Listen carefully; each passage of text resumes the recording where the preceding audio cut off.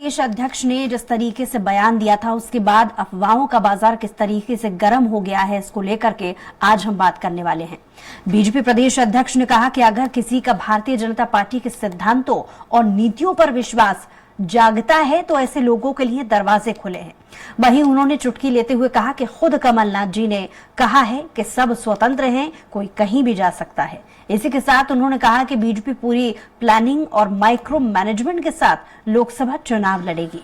क्या पूरी ये अटकलें हैं और किस तरीके से इसको लेकर के कयासबाजी तेज हो गई है, इसी पर आज हम चर्चा करेंगे। लेकिन उसके पहले देखेंगे ये खास रिपोर्ट।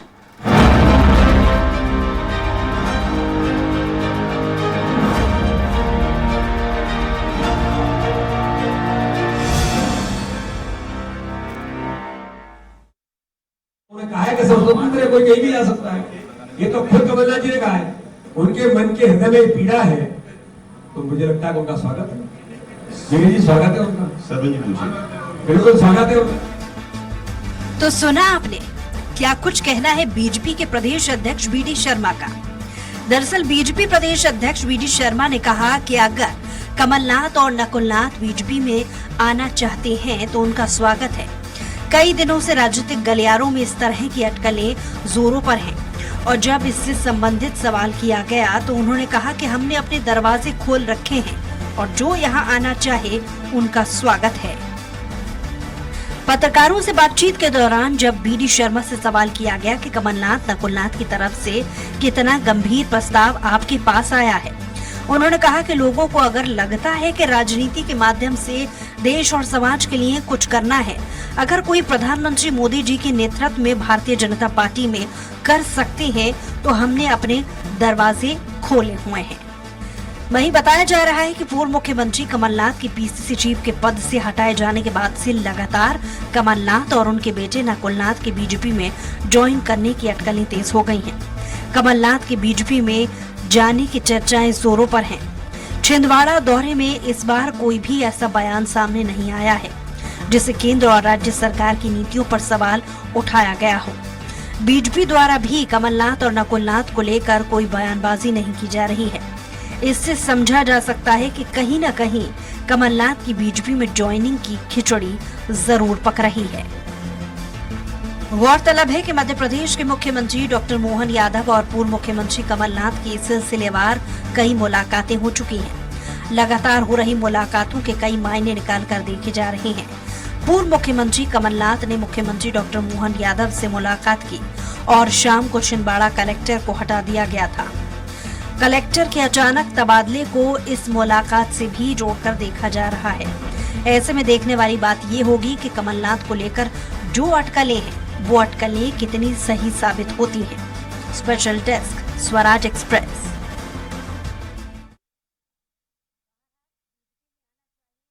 है कमलनाथ इस बयान के बाद, बीडी शर्मा ने जब से ये बयान दिया उसके बाद चर्चाओं के बाजार में ये बात जरूर गूंज रही है। हालांकि अटकलें हैं और इसको लेकर के सिर्फ अनुमान लगाया जा रहा है क्योंकि पिछले दिनों जो घटनाक्रम घटित हुआ है, एक तरफ कयासबाजी में ये भी अंदाजा लगाया जा रहा है कि खास मुलाकातें चल रही हैं, दूसरी तरफ केंद्र राज्य सरकार से जुड़ी कोई भी स्टेटमेंट ना देना, इसको लेकर के सवाल। इन तमाम सवालों के जवाब ढूंढने के लिए बेहद खास पैनल हमारे साथ जुड़ गए हैं चर्चा के लिए। बीजेपी से प्रवक्ता अजय धवले जी हमारे साथ जुड़ गए हैं, बहुत स्वागत आपका।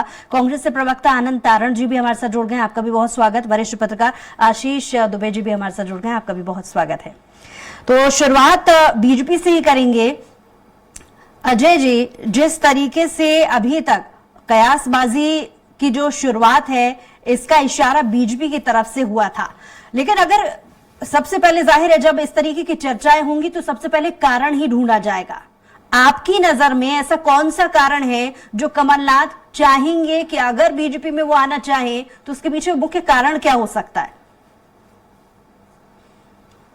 लगता है कि इन कयासों को किसी ने जन्म दिया तो वो खुद कमलनाथ जी हैं। कमलनाथ जी देश की राजनीति में बड़े वरिष्ठ नेता हैं, लेकिन आप देखेंगे कि जिस प्रकार से उनका मध्य प्रदेश के कांग्रेस चुनाव हारने के बाद में जिस प्रकार से पीसीसी के अध्यक्ष पद से उन्हें हटाया गया, बड़ी असम्मानजनक तरीके से उन्हें हटाया गया था। उसके बाद देखेंगे कि जब पीसीसी के अध्यक्ष जीतू पटवारी जी का पदभार ग्रहण का कार्यक्रम था, उसमें भी वो नहीं आए। कल का ही उदाहरण देख लीजिए, कल राज्यसभा का नॉमिनेशन था, उसमें भी कमलनाथ जी नहीं थे। फिर कमलनाथ जी ने खुद इस बात को, जो संशय था लोगों के मन में, उन्होंने इसको बढ़ाया। और रही बात भारतीय जनता पार्टी की, तो आज ही हमारे प्रदेश अध्यक्ष जी ने अपनी पत्रकार वार्ता में इस बात को स्पष्ट कर दिया है कि हमारी नीति, हमारा नेतृत्व भारतीय जनता पार्टी के सिद्धांतों में और राष्ट्र निर्माण की इस यज्ञ में आहुति देने के लिए जो जो व्यक्ति सहभागी होने को इच्छुक है, उसमें भारतीय जनता पार्टी उन लोगों का स्वागत करेगी। उद्देश्य सिर्फ राष्ट्रहित होना चाहिए, समाज हित होना चाहिए और देश के लिए राजनीति करना होना चाहिए। और कांग्रेस में क्या होता है, कांग्रेस में एक परिवार के लिए ये लोग राजनीति करते हैं। खुद का अस्तित्व तो कांग्रेस के कार्यकर्ता चिंता भी नहीं करते, लेकिन गांधी परिवार का अस्तित्व टिकाना इनका मूल उद्देश्य होता है। तो मुख्य आज जो देश में जो धाराएं बन गई है, एक तो है राम भक्तों की धारा और दूसरी है राम विरोधियों की धारा। तो मुझे लगता है कांग्रेस के नेताओं को, वरिष्ठ नेताओं को, साथ साथ कांग्रेस के कार्यकर्ताओं को भी ये बड़ा असहज हो रहा है कि इस धारा के साथ में जाना है या सिर्फ एक परिवार के प्रति अपनी जो अपने सनातन संस्कृति है, अपना धर्म है, उससे भी विरोध मोल लेना है। और आज भारतीय जनता पार्टी के प्रदेश अध्यक्ष ने बहुत अच्छी बात कही कि देखिए, भारतीय जनता पार्टी में सभी लोगों का स्वागत है, क्योंकि हम देश की राजनीति कर रहे हैं। देश की राजनीति में अच्छे लोगों का महत्वपूर्ण स्थान होना चाहिए और ये पॉलिटिक्स और परफॉर्मेंस का युग है। अच्छे लोग परफॉर्म करने वाले राजनीति में रहेंगे, डेमोक्रेसी मजबूत होगी। रही बात कमलनाथ जी की, तो कमलनाथ जी को यह स्वयं स्पष्ट करना चाहिए कि आज वो किस धारा के साथ में खड़े हैं और अटकलों को जो विराम देने का काम भी है उन्हीं को करना पड़ेगा, क्योंकि भारतीय जनता पार्टी के प्रदेश अध्यक्ष ने कह दिया है कि अच्छे लोगों का राजनीति में स्वागत है। मुझे लगता है अगर वो विचार करेंगे तो भारतीय जनता पार्टी ऐसे कमलनाथ जी जैसे अनेक लोग हैं जो वास्तव में देश की राजनीति में कंट्रीब्यूट करना चाहते हैं, लेकिन गांधी परिवार के बोझ तले वो दबे हैं, वो देश की राजनीति में कंट्रीब्यूट नहीं कर रहे, खुद की राजनीति नहीं कर पा रहे, खुद के कार्यकर्ताओं के लिए कुछ नहीं कर पा रहे। उन लोगों के लिए ये अच्छा महत्वपूर्ण, क्योंकि आज देखिए श्री रामलला की प्राण प्रतिष्ठा के बाद में देश में एक प्लेटफॉर्म खड़ा हो गया है। मोदी जी ने जिस प्रकार से देश में सनातन संस्कृति के ध्वजवाहक के रूप में जो एक धारा स्थापित कर दी है, मुझे लगता है देश के अधिकतर राजनीतिक दल उस धारा के साथ में सम्मिलित होना चाहते हैं, लेकिन कहीं ना कहीं उनका जमीर अपने अपने जो परिवारवादी पार्टी है, उनके जो पारिवारिक मुखिया हैं, उनको क्या उत्तर देंगे, इसलिए वो थोड़े बंधे हुए हैं। लेकिन आपको ये समय बुशरा जी जल्दी देखने को मिलेगा कि देश हित में काम यही करने तो वाले समझना अच्छे चाह रहे कार्यकर्ता, हैं, यही तो समझना चाह रहे हैं कि इस बयान को इशारा समझ लिया जाए, न्योता समझ लिया जाए, या इसे लोकसभा चुनाव को लेकर के माहौल बनाने की कोशिश समझ लिया जाए। देखिए बुशरा जी, Bharatiya Janata party day one से इस पूरे मुद्दे पे क्लियर है कि हम लोगों ने ये स्पष्ट रूप से कहा है कि भारतीय जनता पार्टी उन सभी लोगों का स्वागत है जो देश हित की राजनीति करना चाहते हैं, जो समाज हित में काम करना चाहते हैं, जो राष्ट्र निर्माण के इस यज्ञ में आहुति देना चाहते हैं। बशर्ते भारतीय जनता पार्टी की नीति, नेतृत्व और सिद्धांतों में विश्वास रखना पड़ेगा। और आप देखेंगे जिस प्रकार से विगत दिनों भारतीय जनता पार्टी ने एक नया कार्यक्रम भी किया था, न्यू जॉइनिंग टोली करके हमने एक अभियान भी चलाया है। उस माध्यम से आप देखेंगे छिंदवाड़ा जिले के, पांडुना जिले के, छिंदवाड़ा लोकसभा क्षेत्र के अनेकों कार्यकर्ताओं ने भारतीय जनता पार्टी की सदस्यता ली है। साथ ही आप देखेंगे पूरे मध्य प्रदेश में विभिन्न जिलों से जिला पंचायत के सदस्य, जिला पंचायत के अध्यक्ष, अभी हाल ही में जबलपुर के नगर मेयर, उन सभी ने भारतीय जनता पार्टी की सदस्यता ली थी। तो भारतीय जनता पार्टी मन में ये कटुता नहीं रखती कि वो कांग्रेस से तो उसे सदस्यता नहीं देगी। आपके पार्टी के काम करने का तरीका, इसको लेकर के हालांकि आपने जवाब दिया है। कांग्रेस से मैं प्रतिक्रिया जानना चाहूंगी। आनंद तारण जी, आपने सुना होगा अभी तक अजय जी को भी, लेकिन कहीं ना कहीं इनकी बात को सुनने के बाद में एक कहावत मुझे यहाँ पर याद आ रही है कि जहां पर धुआं उठ रहा है आग जरूर लगी होगी।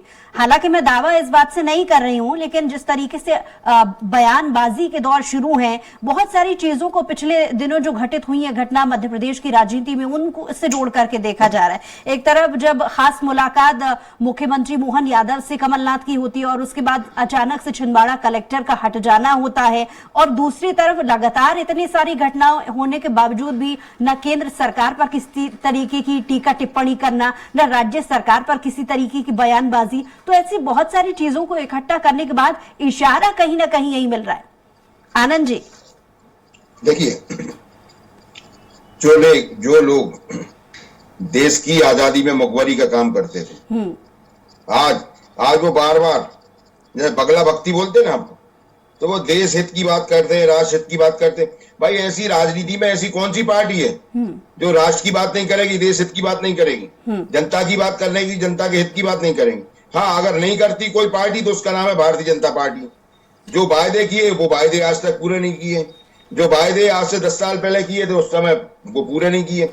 मोदी की गारंटी की बात करते हैं। अरे भाई, अगर मोदी की गारंटी होती तो वो 2 करोड़ नौजवानों को प्रतिवर्ष नौकरी वाली बात कहा थी?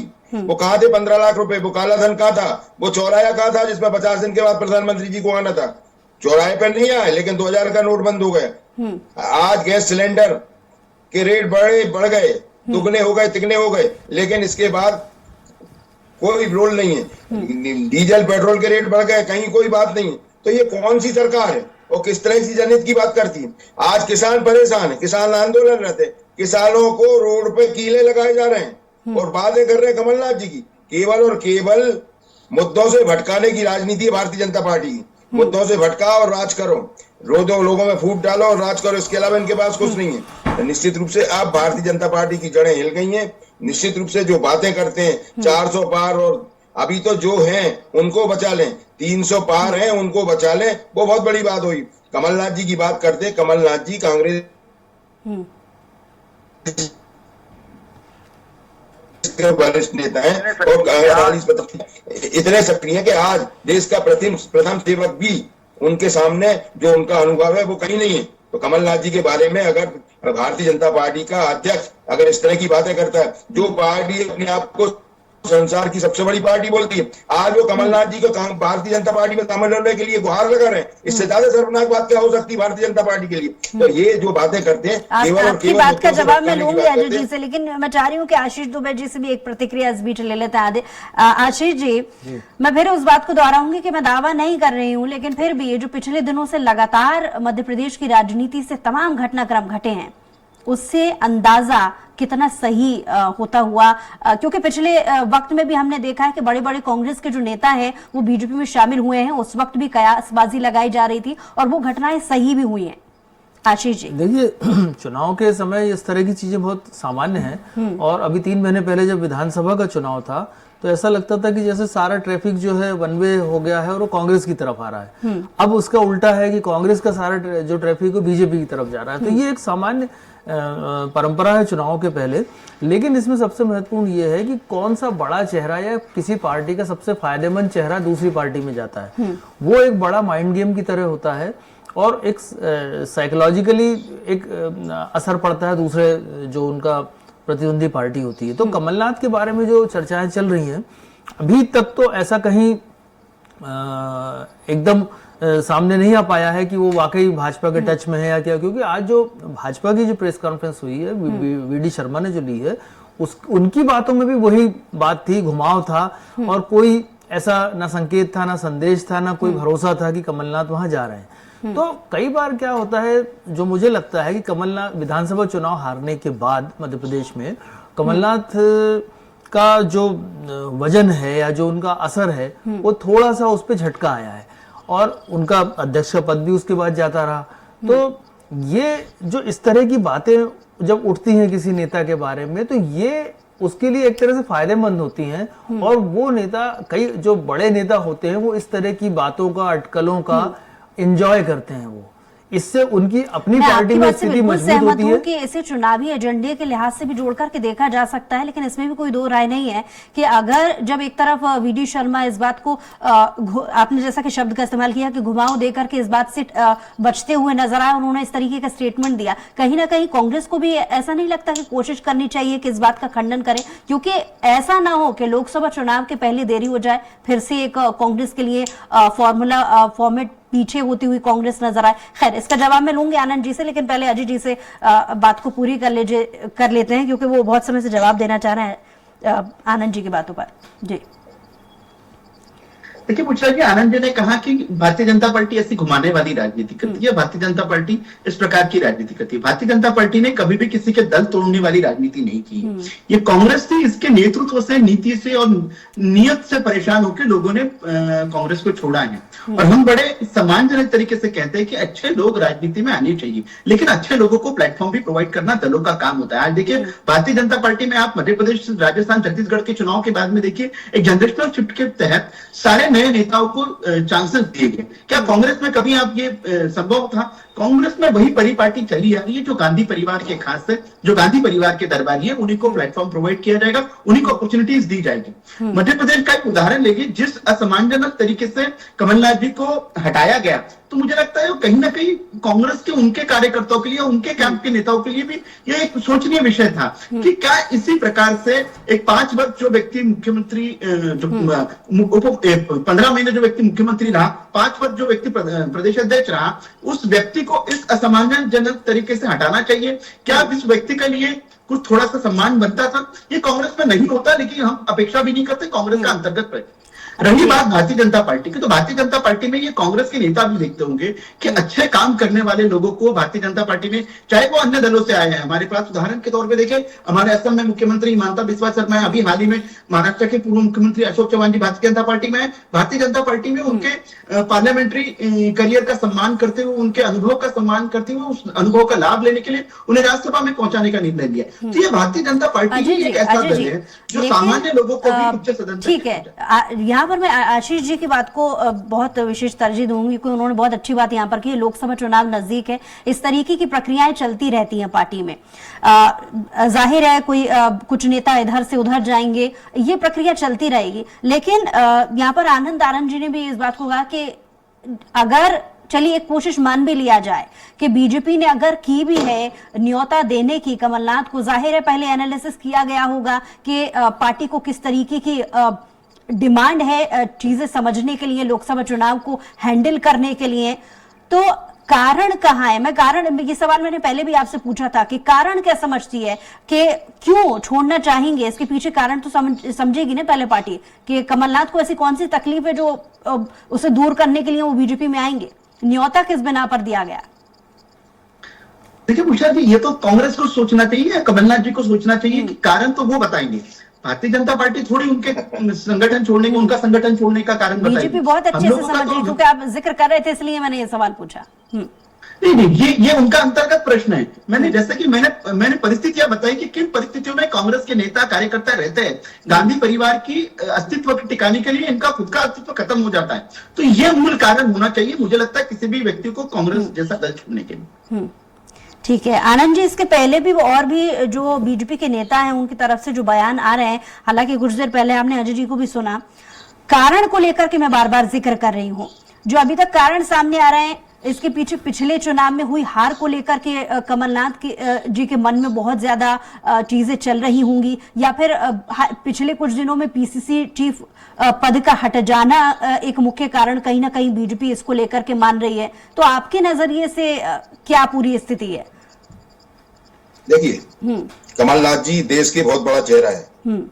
भारतीय जनता पार्टी लगातार उनके पीछे लड़ी रही, उनके बारे में अनर्गल वक्तव्य देती रही पिछले 5 सालों से, जब से वो अध्यक्ष बने तब से लेकर आज तक, और बराबर लगी रही। और उनके पुराने केसों को कहीं सिख उससे जोड़ने लगे, कहीं कहीं से जोड़ने लगे, और जिस तरह से लोगों को काम भारतीय जनता पार्टी अपने उसमें जोड़ रही है। तो कमलनाथ जी देश के इतने बड़े चेहरे हैं, और गांधी नेहरू परिवार की जो बातें कर रहे हैं, उनके तीसरे बेटे के रूप में जाने जाते हैं। तो एक बात और है, गांधी नेहरू परिवार के अलावा इनके पास कुछ नहीं। ये सुबह दोपहर शाम भारतीय जनता पार्टी के अगर 1000 प्रवक्ता होंगे ना देश में, तो वो 1000 प्रवक्ता अगर प्रतिदिन गांधी परिवार नेहरू परिवार की माला नहीं जापते होंगे तो उनका हाजमा सही नहीं होता होगा। भाई गांधी नेहरू परिवार का तो इस देश से चोली दामन का साटा है। गांधी नेहरू परिवार ने तो इस देश की आजादी में पूरा अपने आप को सर्वस्व न्यौछावर कर दिया। गांधी नेहरू परिवार ने तो अपने अपने अपने अपने खुद की संपत्ति हजारों करोड़ों की उस जमाने में देश को दान दी है। ये गांधी परिवारों के सामने तो इनका तो उनके पैर के नाखून के बराबर पूरी भारतीय जनता पार्टी नहीं। भारतीय जनता पार्टी के लोग हमेशा गांधी नेहरू परिवार की बात करते हैं। उनका तो त्याग और बलिदान का हिसाब है। 2 लोगों को उनके गांधी नेहरू परिवार के इंदिरा जी और राजीव जी और हमारे स्वर्गीय बापू को इस जब सरजमी पे गया, अरे देश का जो पहला आतंकवादी था वो नाथूराम गॉडसे, वो तो इनका पिता पुरुष है। ये उसकी पूजा करते हैं, आरती करते हैं, उसका मंदिर बनाते हैं। ये इनका चरित्र तो ये इस देश की आजादी के बाद। तो ये जो भारतीय जनता पार्टी के लोग ये बगला भक्ति कर रहे हैं, तो ये क्या माना जाए इसको? क्या देश के हित में ये काम करते हैं? ये केवल और केवल सांप्रदायिकता की बात करते हैं। इन्हें देश की जनता से कोई लेना देना नहीं है, देश के आम बातों से जरूरत नहीं है। आज अन्नदाता परेशान है, उसके सामने कांटे उबल रहे हैं। अब ये केवल मुद्दों से भटकाने के लिए इधर उधर करने के लिए कहीं कमलनाथ जी को ले आते हैं, कहीं किसी को ले। ये सवाल हालांकि कुछ देर पहले आशीष आशीष जी से भी मैंने किया था, एक बार फिर आपसे भी दोहराती हूँ कि अगर कांग्रेस इन तमाम चीजों को लेकर के खंडन कर रही है तो मीडिया का सहारा लेकर एक मजबूत प्लेटफॉर्म पर अपनी बात को क्यों नहीं रखती कि ये सिर्फ महज अफवाहें। क्योंकि देखिए आज भी जब वी डी शर्मा ने प्रेस कॉन्फ्रेंस ली थी तो बहुत अच्छा जिक्र किया यहाँ पर आशीष जी ने। उन्होंने कहा कि बात को किस तरीके से डाइवर्ट करना है बहुत अच्छी तरीके से वी डी शर्मा जी ने किया और इस बात से किनारा कर दिया। इसी तरीके का फॉर्मूला कांग्रेस क्यों नहीं अपनाती अगर इस बात का खंडन करना चाहती है? क्योंकि जाहिर है जब लोकसभा चुनाव है कहीं ना कहीं जनता के बीच में गलत मैसेज तो जाता है ना। देखिए हमारे पास खोने के लिए कुछ नहीं है और आज भारतीय जनता पार्टी के खोने के लिए प्राप्त करने के लिए कुछ नहीं है। भारतीय जनता पार्टी अपनी जमीन को बचाने की कोशिश कर रही है। हमको हमारे नेता पे पूरा विश्वास है, हमें कमलनाथ जी पे पूरा विश्वास है। कमलनाथ जी हमारे वरिष्ठ नेता हैं, एक कांग्रेस के निष्ठावान सिपाही हैं, कांग्रेस की रीढ़ की हड्डी है। वो कोई ऐसा कदम नहीं उठाएंगे जिससे कि उनकी मां को तकलीफ हो। तो जो भारतीय जनता पार्टी के हमारे मित्र बोल रहे हैं तो हमें कहीं कोई दिक्कत नहीं। आशीष जी, ठीक है, समय की कमी आशीष जी से चाहूंगी रिएक्शन। आशीष जी, क्योंकि लोकसभा चुनाव में बहुत ज्यादा समय नहीं रह गया है, हर एक पार्टी को फूक फूक कर कदम रखने होंगे। जहां इस चीज को भी बहुत ज्यादा तरजीह दी जा रही है कि छिंदवाड़ा में जब उनका दौरा था, जब जनता के बीच जाकर के मुद्दे उठाने चाहिए, उन्होंने एक भी ऐसी कोई बात नहीं कही जहां पर राज्य सरकार या फिर केंद्र सरकार की नीतियों से जुड़े किसी सवाल पर उन्होंने विरोध किया हो। नहीं, ये बात है, उनका दौरा जो हुआ है और इसको उसमें कुछ चीजें जो हैं उस पर जरूर ये बात सवाल उठ रहा है और फिर आज उन्होंने अपना दौरा निरस्त भी कर दिया है और वो कल दिल्ली भी जा रहे हैं। तो ये सवाल बहुत सारे उठते हैं, लेकिन जैसा मैंने कहा कि ये भी तो हो सकता है कि वो लोकसभा चुनाव के लिए तैयारी कर रहे हो, अपने बेटे के लिए इसलिए प्रचार कर रहे हो। ये भी हो सकता है कि इस तरह के अटकलों को एंजॉय करते हुए वो पार्टी में अपनी स्थिति मजबूत कर रहे हैं। दूसरी बात यह है कि पार्टी उनकी, वो जा रहे हैं या नहीं जा रहे हैं, पार्टी इसका खंडन कैसे करेगी? ये तो उनका व्यक्तिगत फैसला होगा जब जो सामने आएगा, अगर आता है तो ये एक दुविधा की स्थिति पार्टी के लिए भी है, क्योंकि अशोक चौहान जैसा एक सीनियर नेता और पूर्व मुख्यमंत्री अभी भाजपा में गया है महाराष्ट्र में और अब मध्य प्रदेश में इनको लेकर बातें हो रही हैं। लेकिन मुझे ऐसा लगता है कि भाजपा के पास अभी इतना सारा यहाँ पर है और कमलनाथ जिस कद के नेता हैं तो राज्यसभा वाला चांस तो उनका मध्य प्रदेश का भी जा चुका है। तो वो कहाँ एकमोडेट होंगे भाजपा में, कौन सी जगह पे जा पाएंगे? भाजपा मध्य प्रदेश में उनको कौन सी बड़ी जगह दे पाएगी? अगर हम इसको काल्पनिक तौर पर भी माने तो उनके लिए कोई जगह ना, अभी केंद्रीय राजनीति में अगर कोई जगह बना दी जाए तो ठीक है, संसद में तो बनती नहीं और विधायक वो यहाँ पर हैं। तो ये बहुत सारी चीजें हैं और मुझे लगता है कि ये एक ऐसा वक्त है कि जिसमें इस तरह की अफवाहों से भाजपा को भी फायदा मिल रहा है और व्यक्तिगत तौर पर कमलनाथ को भी फायदा मिल रहा है कि वो अपनी स्थिति अपनी पार्टी के अंदर विधानसभा चुनाव की हार के बाद जो स्थिति कमजोर हुई है उसको मजबूत करे।